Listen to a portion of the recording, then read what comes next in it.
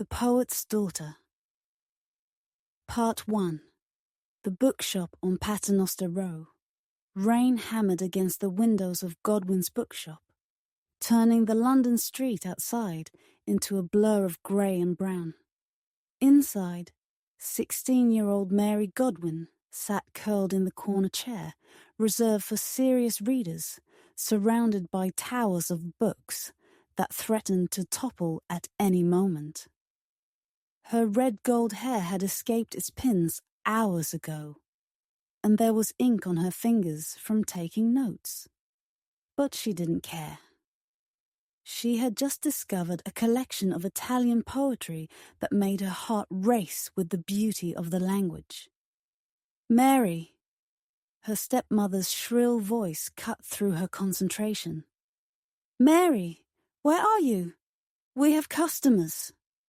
Mary sighed and marked her place in the book. Mrs. Godwin, never mother, always. Mrs. Godwin had married Mary's father 5 years ago, and immediately set about trying to make the chaotic household of philosophers and free thinkers into something respectable. It was a losing battle. "Coming!" Mary called, reluctantly abandoning her corner. The bookshop was more than a business. It was a meeting place for London's radical intellectuals. Her father, William Godwin, had been one of the great minds of his generation, writing treatises on political philosophy that challenged every convention.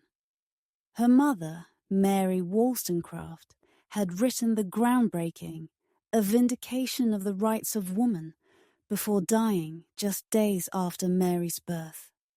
Mary had grown up surrounded by people who believed in questioning everything, in tearing down old structures and building new ones based on reason and equality.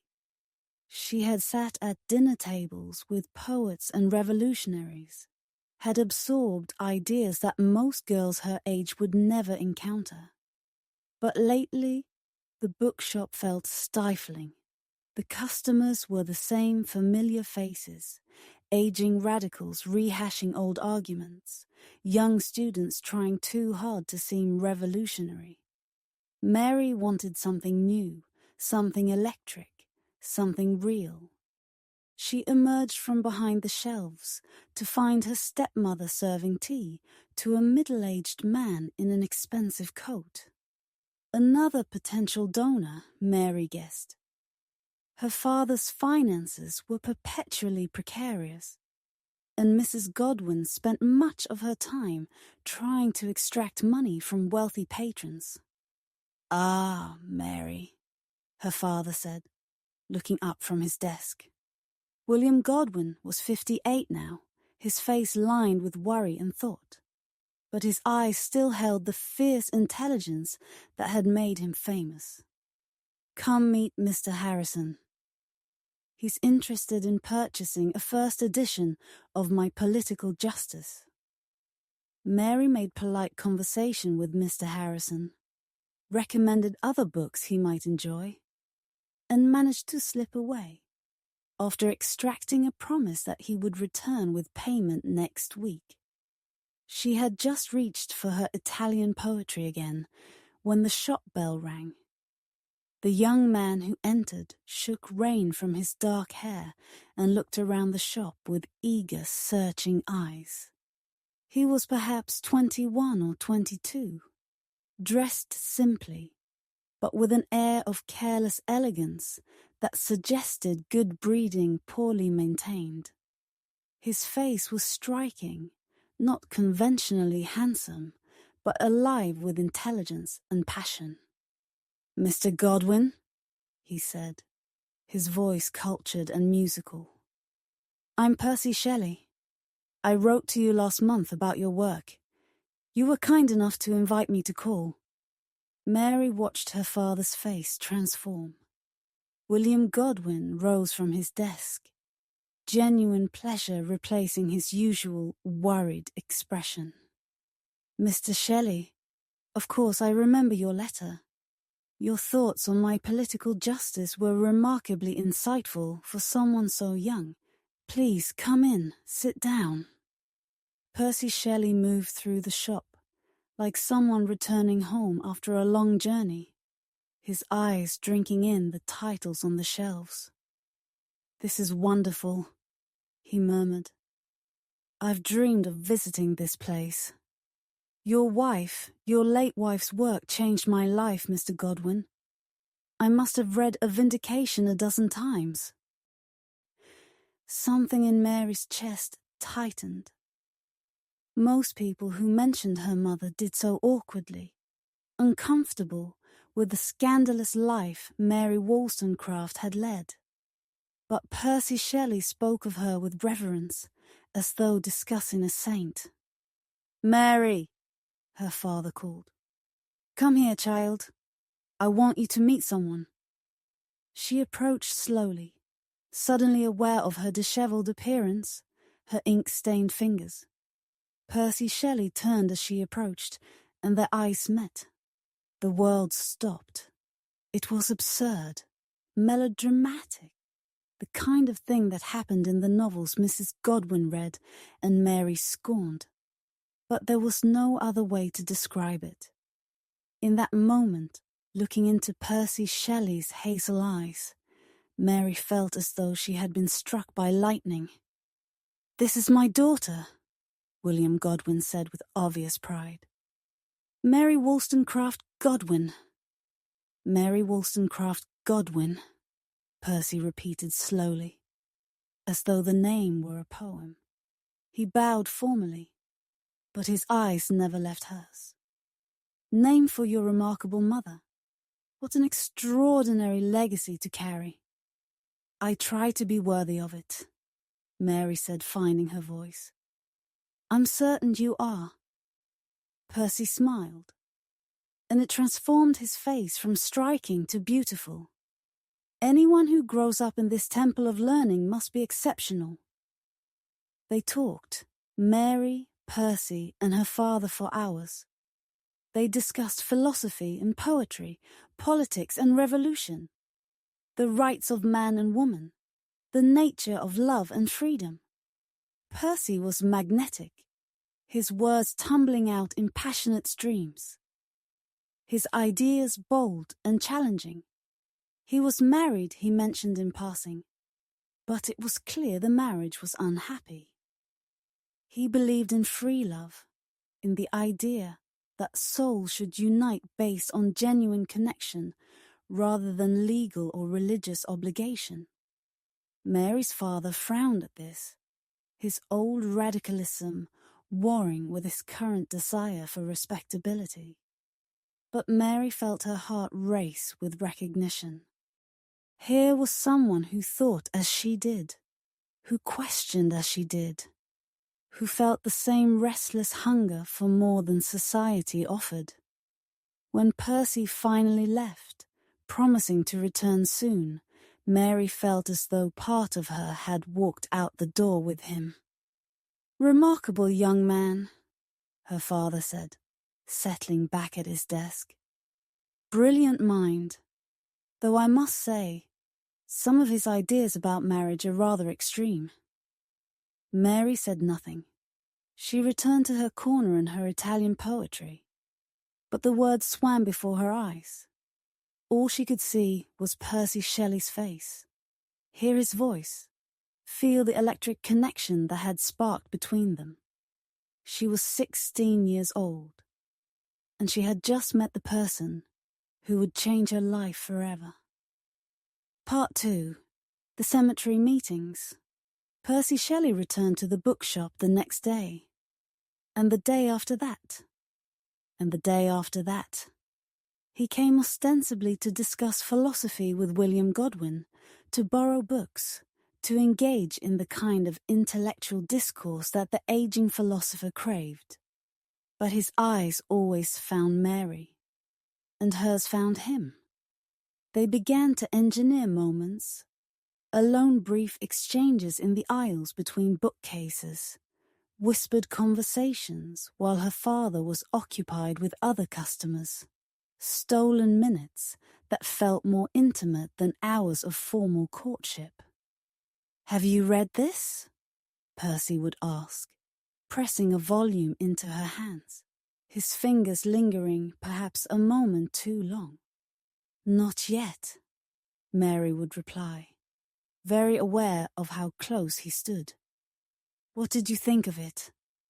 And they would talk about books, about ideas, about dreams and ambitions. Percy told her about his childhood, about the stifling conformity of his aristocratic family, about his expulsion from Oxford for publishing a pamphlet on atheism. Mary told him about growing up with her mother's ghost, about the pressure of living up to a legend, about the isolation of being different from other girls her age. "You're not like anyone I've ever met," Percy said one afternoon, when they had managed to find themselves alone in the shop's back room, supposedly searching for a rare volume. "Neither are you," Mary replied. The air between them seemed to vibrate with possibility. Percy took a step closer, and Mary's breath caught. But then her stepmother's voice called from the front room, and the moment shattered. It couldn't continue like this. Mary knew it, and she suspected Percy did too. The tension was building toward something inevitable, something that would either consume them or force them apart. It was Mary who suggested the cemetery. "I visit my mother's grave in St. Pancras churchyard," she told Percy quietly one evening as he was preparing to leave the shop. "Tomorrow afternoon at 3:00. She didn't say anything more. Didn't need to. Percy's eyes widened with understanding, and something deeper recognition that she was offering him something precious, inviting him into the most private part of her world. The next day dawned grey and cool, with clouds threatening rain but holding it back. Mary told her stepmother she was going to visit her mother's grave, which was true enough. Mrs. Godwin barely looked up from her accounts, accustomed to Mary's frequent pilgrimages to the cemetery. St. Pancras churchyard was old and overgrown, peaceful despite being in the heart of London. Mary knew every path, every monument. She made her way to her mother's grave, marked by a simple stone that read, "Mary Wollstonecraft Godwin, author of A Vindication of the Rights of Woman." She sat on the grass beside the grave, as she had done countless times before. This was where she came to think, to dream, to feel close to the mother she had never known. She pulled out a book, her mother's most famous work, and began to read, though her eyes kept straying to the cemetery entrance. Percy arrived exactly at 3, moving quietly between the graves until he found her. He stopped a few feet away, as though unsure whether to approach. "This is your mother," he said softly. "Yes." Mary closed the book. "I come here often. It's the only place I feel I know her." Percy moved closer and sat beside her on the grass, heedless of the damp earth. "Tell me about her." So Mary did. She told him stories she had heard from her father and from her mother's old friends, about Mary Wollstonecraft's passionate nature, her affairs, her determination to live according to her principles, regardless of society's judgment, about her writing, her travels, her brief happiness with William Godwin before dying in childbirth. She believed women could be more than ornaments or possessions, Mary said. She believed in education, in independence, in the right to choose one's own path. "And you believe the same?" Percy said. "How could I not?" Her blood runs in my veins. Her name is my name. Sometimes I feel like I'm living for both of us, the life she was cut short from living." They sat in silence for a moment, the weight of legacy and expectation hanging between them. Then Percy spoke, his voice low and intense. "I'm trapped in a marriage I never should have entered. Harriet is a good person, but we have nothing in common. No meeting of minds, no shared dreams. I married too young, for the wrong reasons." Mary's heart hammered in her chest. They were approaching dangerous territory now, speaking truths that could not be unsaid. "My father's philosophy teaches that we should not be bound by arbitrary social conventions," Percy continued. "That genuine affection between souls matters more than legal contracts. I believe that. But believing it and living it, that takes courage." "Yes," Mary whispered. Percy turned to her, and his eyes were burning with emotion. "Mary, from the moment I saw you, I felt as though I had been struck by lightning. Everything I believe about love, about connection, about finding one's true companion, it all crystallized in that instant." "I felt it too," Mary admitted, her voice trembling. "This is madness," Percy said, but he was moving closer. "You're 16. I'm married. Your father would be horrified. Society would destroy us both." "I don't care about society," Mary said fiercely. "I've spent my whole life being the daughter of radicals, being different, being judged. I'm tired of living for other people's expectations." "Are you sure?" Percy's face was inches from hers now. "Because once we cross this line, Mary, there's no going back. Everything will change." "I'm sure," Mary said.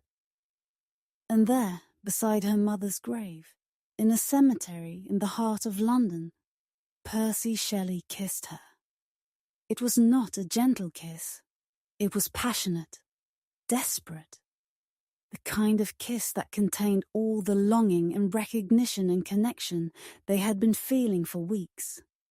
Mary had never been kissed before, but it felt as natural as breathing, as necessary as air.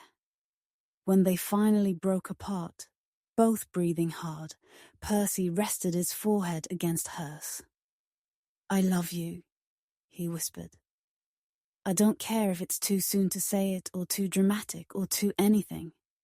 I love you, Mary Godwin." "I love you too," Mary replied. They stayed in the cemetery until the sun began to set, talking and kissing and making plans. Percy quoted poetry to her, his own and others, and Mary responded with passages from the books that had shaped her mind. They spoke of running away together, of living abroad, of creating a life based on their principles rather than society's rules.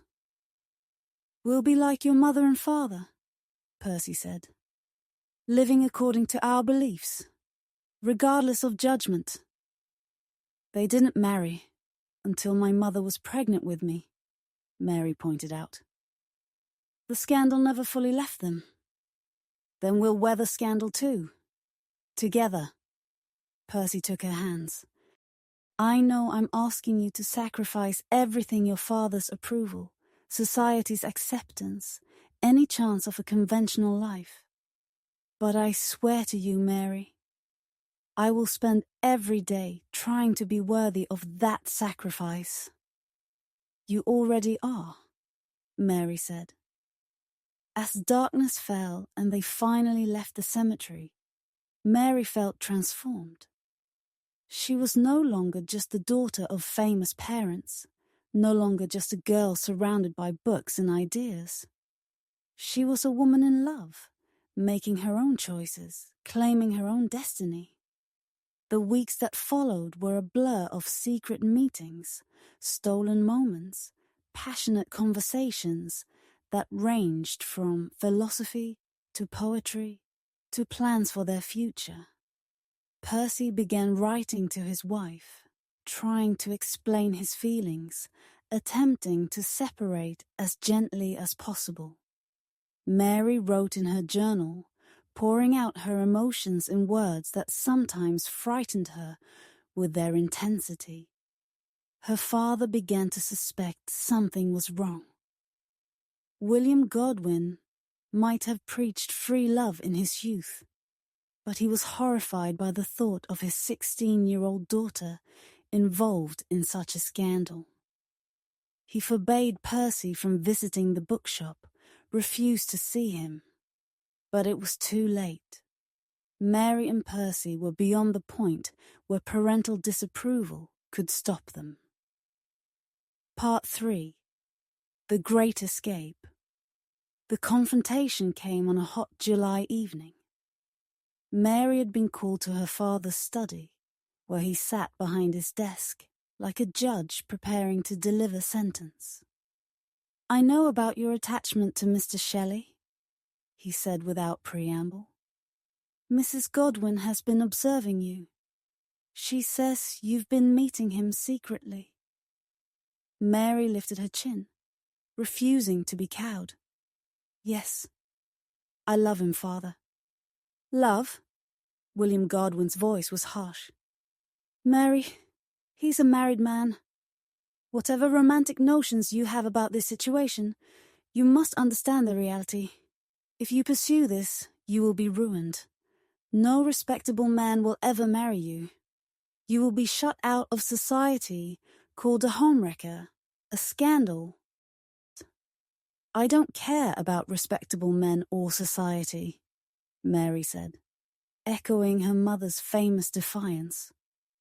"Don't invoke your mother in this," her father shouted, surprising her with his vehemence. "Your mother suffered terribly for flouting convention. She was abandoned, humiliated, attempted suicide more than once. Is that what you want? To repeat her mistakes?" "They weren't mistakes," Mary said quietly. "They were choices. She lived according to her principles, even when it was hard, even when it hurt. You used to admire that about her." William Godwin's face crumpled. He suddenly looked old, defeated. "I did admire it. I loved her for it. But I also saw what it cost her, Mary.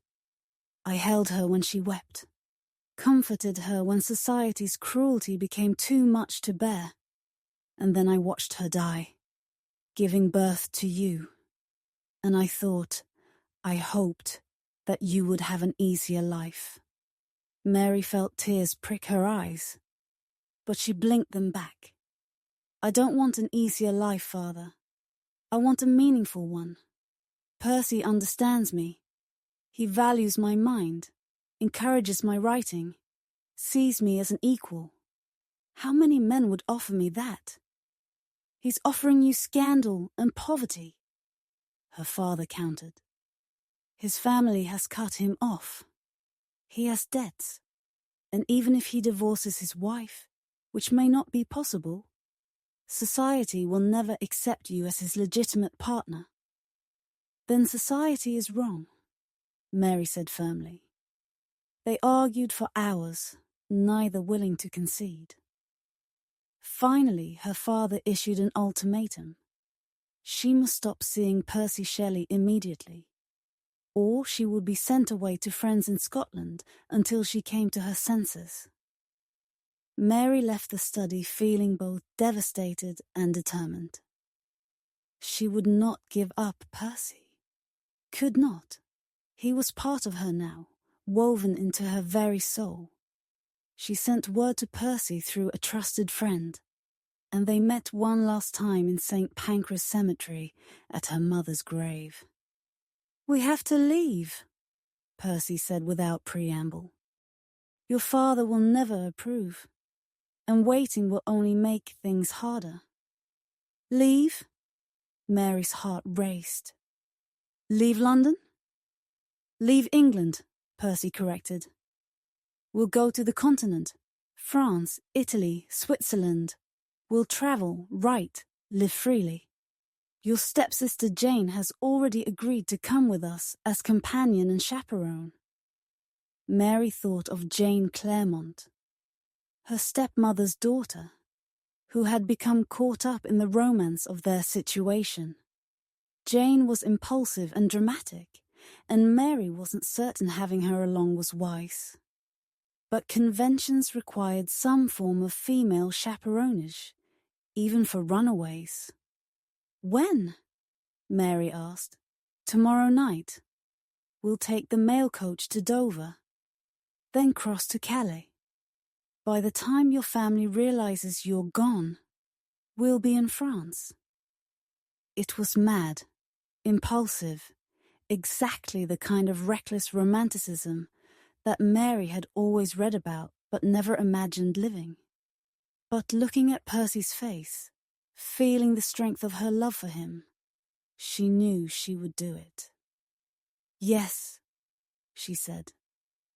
Tomorrow night. The day of the elopement dragged with excruciating slowness. Mary went through her normal routine, trying desperately to appear natural. She packed a small bag with essentials clothes, books, her journal, and hid it under her bed. She said goodbye to her father at dinner without him knowing it was goodbye, and the guilt almost broke her resolve. But then she thought of Percy, waiting for her, of the life they would build together, based on love and mutual respect and shared dreams, of being free to write, to think, to be herself without society's crushing expectations. At midnight, she slipped out of her room and down the back stairs. Percy was waiting in the street with a carriage, Jane already inside, bouncing with excitement. "Ready?" Percy asked, helping Mary into the carriage. Mary looked back at the house where she had grown up, at the bookshop that had been her whole world. She thought of her father, who would wake to find her gone, of the scandal that would follow, of all the bridges she was burning with this single choice. "Ready?" she said. They rattled through London's dark streets, racing toward Dover. In the carriage, Percy held Mary's hand, and Jane chatted about the adventure ahead. Mary felt giddy with fear and exhilaration, like she was standing at the edge of a cliff, about to jump. As dawn broke over the English Channel, and they boarded the packet boat for France, Mary turned to look back at the white cliffs. She was 16 years old, running away with a married man, defying her father and society itself. She was terrified and exhilarated in equal measure. "No regrets?" Percy asked softly. Mary thought of her mother, who had lived and loved boldly despite society's condemnation, who had written words that changed the world, who had refused to be constrained by convention, who had paid the price for her freedom but never stopped believing in it. "No regrets," Mary said firmly. Part 4. The Summer of Creation. They landed in Calais as the sun rose, exhausted from the night's journey but electric with the thrill of escape. France felt foreign and thrilling. A country still recovering from revolution, where the old rules seemed less rigid than in England. They travelled south, using what little money Percy had, staying in modest inns and eating simple meals. It should have been miserable. They were constantly short of funds, travelling in uncomfortable coaches, sleeping in rooms that were often dirty and cold. But to Mary, it was magical. For the first time in her life, she was free. Free to walk wherever she wanted, to read whatever she chose, to talk about ideas without censure. And she was with Percy, who looked at her as though she held the secrets to the universe. They read to each other as they travelled, poetry, philosophy, novels. They debated and discussed, sometimes arguing passionately about ideas, always making up afterward with equal passion. Jane was there as chaperone, but she often fell asleep in the coach or wandered off to explore, leaving Mary and Percy alone. "I want to write something important," Mary confessed one evening as they sat by a river watching the sunset. "Something that matters, like my mother did." "You will," Percy said with absolute conviction. "You have brilliance in you, Mary. I can feel it. You just need the right subject, the right inspiration." They continued south through France, always moving, always seeking something, though they couldn't quite name what. They were in Switzerland by late spring, drawn by the stunning landscape and the promise of a more accepting society. It was in Geneva that they heard Lord Byron was staying nearby. Percy was thrilled. Byron was the most famous poet in England, scandalous and brilliant, exactly the kind of person Percy admired. He immediately sought him out, and Byron, intrigued by the young poet and his unusual travelling companions, invited them to stay at the Villa Diodati, his rented house on Lake Geneva. That summer, the summer of 1816, would become legendary. Byron was everything the rumours suggested: brilliant, moody, magnetic, and utterly unconventional. He had his own scandalous past, his own reasons for fleeing England. He understood what it meant to choose passion and principle over propriety. The villa became a haven for creativity and conversation. Percy and Byron discussed poetry late into the night. Mary, despite being the youngest, held her own in philosophical debates. Even Jane, hopelessly infatuated with Byron, contributed her own dramatic flair to the gatherings. It rained constantly that summer, the weather dark and stormy. They stayed inside, reading ghost stories aloud to each other, discussing the nature of life and death, science and superstition. One night, as lightning illuminated the lake outside and thunder shook the windows, Byron issued a challenge. "We should each write a ghost story," he declared. "Something to match this magnificent weather. Something to terrify and astound." Everyone agreed enthusiastically. Byron began working on a vampire tale. Percy started a story about ancient spirits. Jane attempted something involving family curses, but Mary struggled. Days passed, and she couldn't find her story. The others were producing pages, reading sections aloud, while Mary sat with blank paper, frustrated and increasingly anxious. "It doesn't matter," Percy told her gently. "You don't have to write anything if you don't want to." But Mary did want to. She wanted to prove to herself, to Percy, to Byron, to the memory of her mother, that she had something important to say. The inspiration came one night after a particularly intense conversation about the nature of life. Could science reanimate the dead? Could human ambition overstep natural boundaries? What would happen if man tried to play God? Mary went to bed with these thoughts swirling in her mind, and that night she had a vision, not quite a dream, but something more vivid. She saw a pale student of science kneeling beside a thing he had created, a hideous corpse that showed signs of life. She woke with her heart pounding. The image burned into her mind. and she knew she had found her story. "I've got it," she told Percy the next morning. "I know what I'm going to write." She began that day, and once she started, the words poured out of her.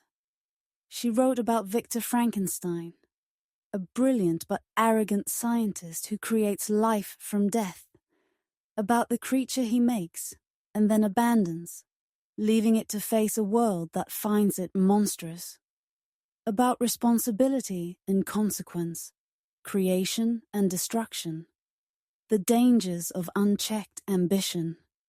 It was more than a ghost story.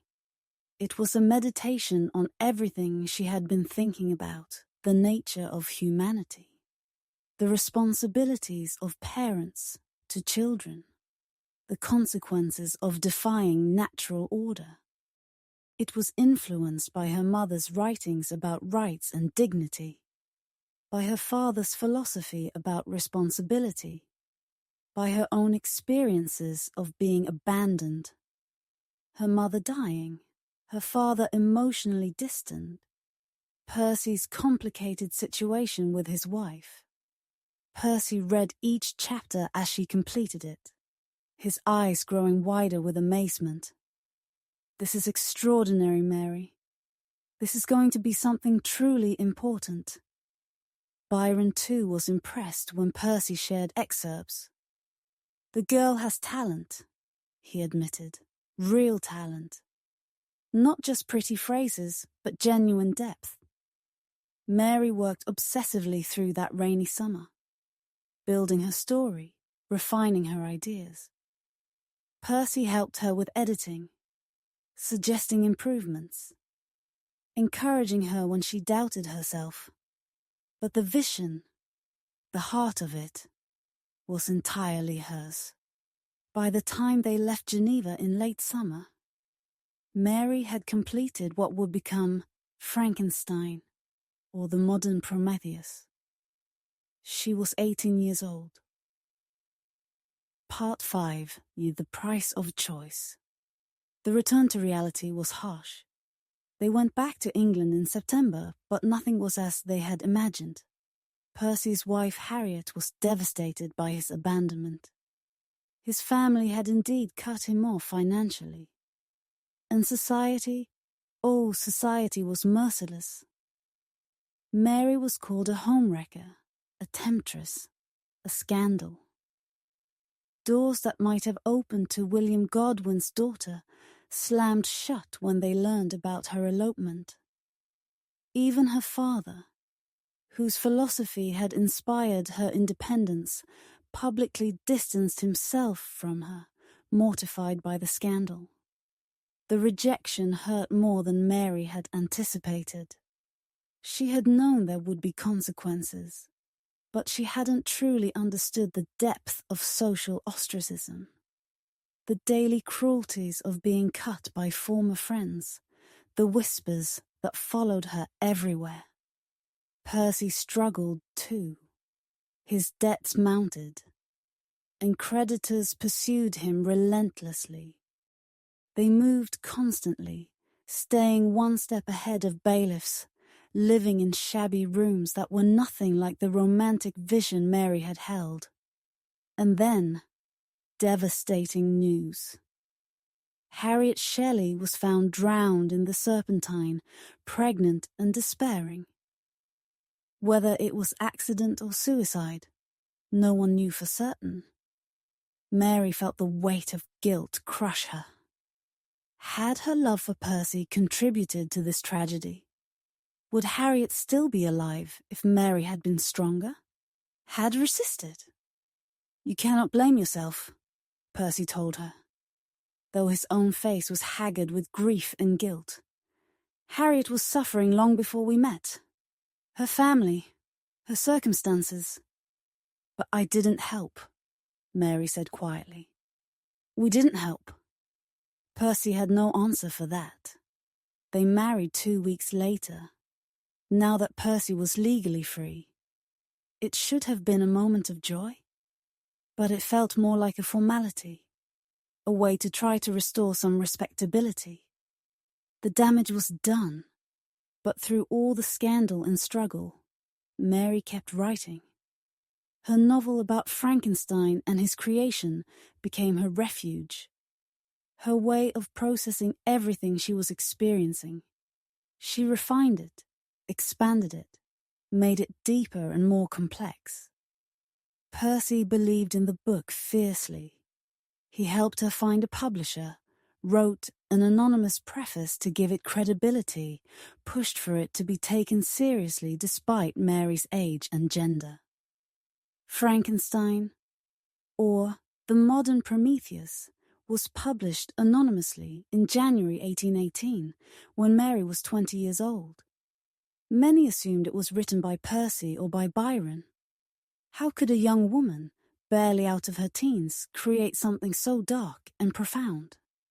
But gradually, the truth emerged. Mary Wollstonecraft. Shelley had written one of the most significant novels of her generation. Critics were astounded.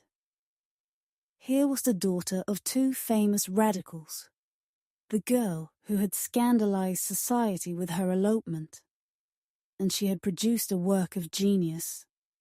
The success of the book didn't erase the scandal or heal the wounds. Mary's life with Percy continued to be tumultuous financial struggles, the deaths of their children, Percy's affairs, constant moves, ongoing social ostracism. But the book endured. Frankenstein became more than just a novel. It became a cultural touchstone, a story that people return to again and again, finding new meanings in its pages. And Mary, the girl who had run away for love, who had sacrificed respectability for passion, who had been condemned by society. Mary had created something that would outlive all the gossip and scandal. Epilogue. Legacy. Percy Shelley drowned in 1822, sailing off the coast of Italy. He was 29 years old. Mary, widowed at 24, never remarried. "I have been married to a genius," she told a friend who asked why she didn't seek another match. "How could I marry someone who was not a genius after that? It would be impossible." She lived for nearly 30 more years, continuing to write, editing Percy's work, raising their surviving son. She never stopped defending her choice to run away with him, never apologized for the scandal or the sacrifice. In her later years, when asked about that fateful summer in Geneva, about the night she conceived the story that would become Frankenstein, Mary would smile. "We were so young," she would say, "so passionate, so certain that love and principle mattered more than society's approval. And you know what? We were right. It cost us dearly, yes. We suffered for our choices. But we lived. We truly lived." Frankenstein went through multiple editions during her lifetime and continued to grow in influence after her death. It inspired countless adaptations, spawned entire genres, became one of the most recognizable stories in Western culture. The daughter of Mary Wollstonecraft and William Godwin had indeed lived up to her legacy. She had written something that mattered, something that would last.